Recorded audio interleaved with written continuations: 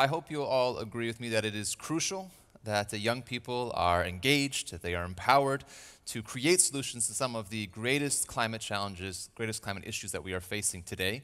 That's why I'm now delighted to introduce two of our youngest speakers that we have with us today, two former students from high schools that received the Zayed Energy Prize. Today, Toby and Jacqueline will share their thoughts and experiences on how the prize provides a platform for empowering youth to accelerate impact in their communities through social innovation.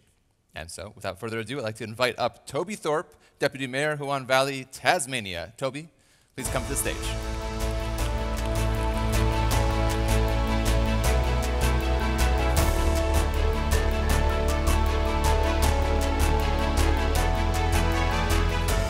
Hi everybody. First off, thank you for having me here today. My name's Toby. I'm from the land of the Malakadi people in the Southeast Indigenous tribes of Tasmania in Australia. And in 2017, my school won the Zayed Sustainability Prize. So it's great to be back in Abu Dhabi here for Abu Dhabi Sustainability Week. I've been on a journey for the last 6 years that was ignited from a passion and empowerment to learn about sustainability and take action. But with every journey, there are lessons to learn. And I wanted to share 3 of my biggest lessons and a little bit about my journey since winning the Zayed Sustainability Prize and running a project in my school. Coming here to Abu Dhabi was the first time I had been exposed to what sustainability and climate change actually meant to the lives of people. I live in a community surrounded by some of the most pristine landscapes that you can come across.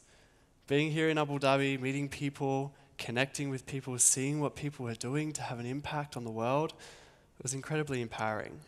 But understanding what that meant in my backyard, back at home, was really challenging until I got back on the plane, flew back to Tasmania to a community facing wildfires, to an evacuation centre.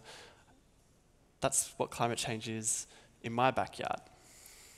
So leading a project at my school, shifting the narrative on what sustainability means, was my core focus, and we did that, made possible by the ZSP.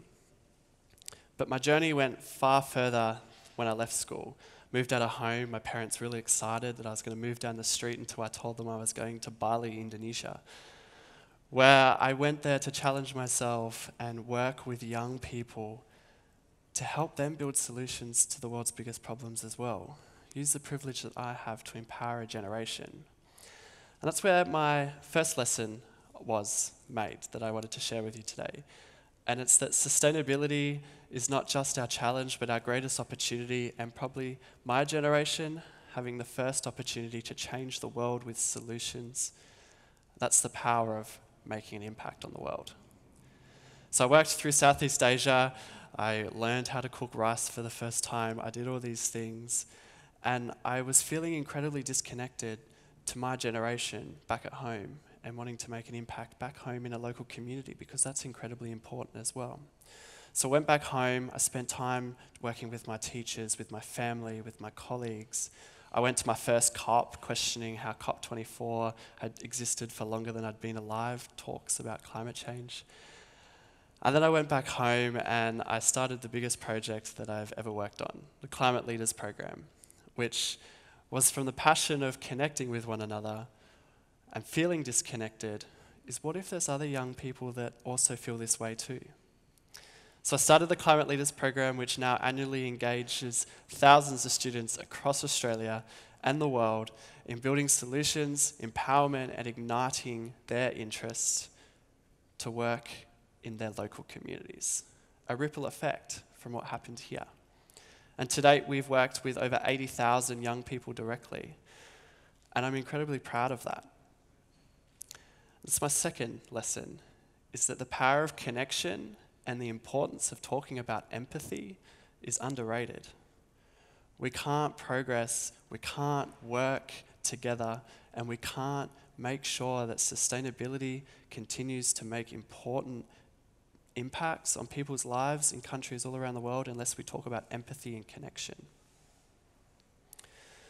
So after this big journey, I went to my second COP, I traveled a little bit, I went to university, I did all these things that a normal 18, 19-year-old did. I then went back home again to the Huon Valley, a rural community in the very far south of Australia. And I decided that maybe I should do something crazy again. Just in November, on my 21st birthday, I was sworn in as Deputy Mayor of the Huon Valley, the youngest Deputy Mayor in Tasmanian history and one of the youngest elected representatives in all of Australia.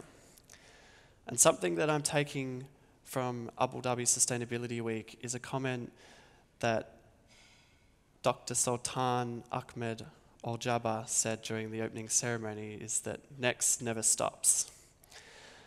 I don't know where next is for me, but I know next week I'm moving my first climate motion as an elected representative to ensure that my local community can be at the forefront of leading sustainable solutions, in stating that climate change and sustainability be core business of our municipality, and hopefully continue to inspire a generation of leaders, continue the ripple effect that the legacy of Sheikh Zayed has had on me throughout all of Tasmania and Australia. Thank you so much.